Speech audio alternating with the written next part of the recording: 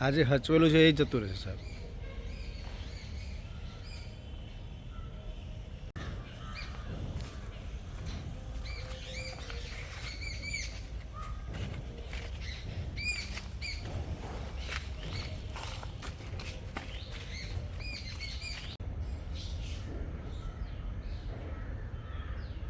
એ શું છે સર? એ શું છે? આ જે છે ને એના પડ છે. આ બધા થડની છાલમાંથી બધા પડ નીકળે આખા આ રીતે, અને આ પડ નીકળે એ પડ ઉપર પહેલાં એ લખાણ લખાતું હતું. આ વૃક્ષની છાલ છે તો એના જે છે એ આ રીતે બધા એ પડ નીકળતા હોય, ઘણા બધા આમાં એ લેયર હોય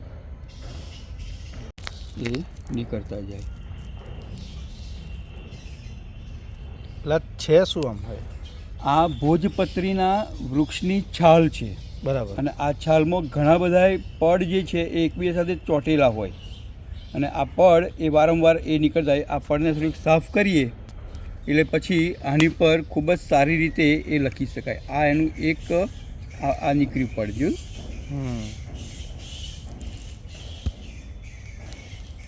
જો લખી શકીએ. આ છાલની વિશેષતા એ છે કે એ જલ્દી કોવાતી નથી કે એની પર ઉધઈ પણ લાગતી નથી, એટલે શાસ્ત્રોના લખાણ માટે આ વર્ષો સુધી એનું લખાણ એ જળવાઈ રહે, અને એ પુસ્તકો જે છે એ પુસ્તકો એ વર્ષો સુધી સચવાઈ રહે એટલા માટે ઋષિમુનિઓ આ છાલની ઉપર એ લખાણ લખતા હતા. એમના જે બધા ગ્રંથો જે છે ગ્રંથોની વર્ષો સુધી જાળવણી થઈ શકે એટલા માટે.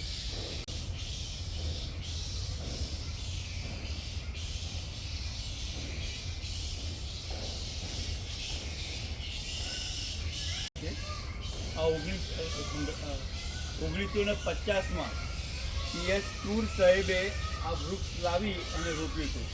એ વખતેના એ હેડ હતા. અચ્છા. કંઈ જ્યારે નીચે પડેલી જેને વાપર્યું એ વાપરી શકે. બરાબર. આપણે આનાથી પરથી કોઈ એને ઉખાડવા દેતા નથી. આગે ભાઈ એક વખત પબ્લિક સાફ કરવાનું કે એ તો બધું ખલાસ. આ ઉપર જો પડ આખા દેખાય છે, નીકળે છે છાલ આખા.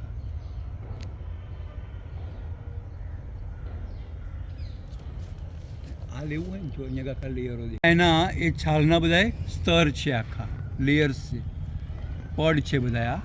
આ છાલના પડ આ રીતે એ સતત ઉખડતા રહે છે. આ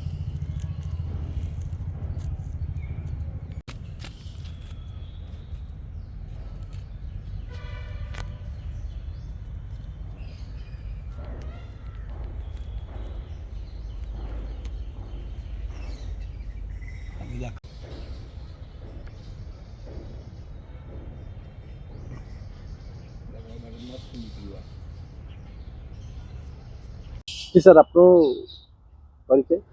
હું doctor Alpesh M Patel, principal J&J college of science Nadiad.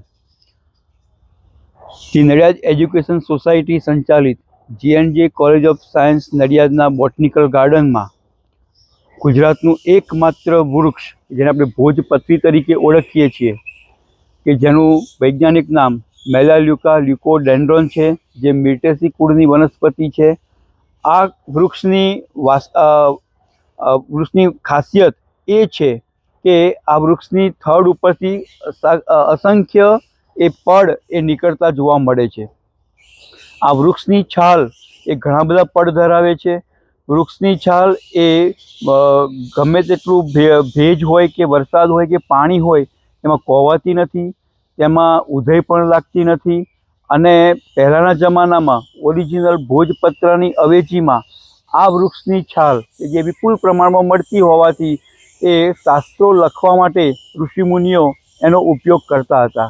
કારણ કે આ વૃક્ષની છાલ ઉપર લખાયેલું લખાણ એ વર્ષો સુધી શાસ્ત્રોમાં એ જળવાઈ રહે, અને એમનું જે કંઈ પણ લખાણ હોય અગત્યના વેદો કે આ બધા એ લખાણ એ નાશ ના પામે એ હેતુસર આ વૃક્ષની છાલ ઉપર એ લખતા હતા.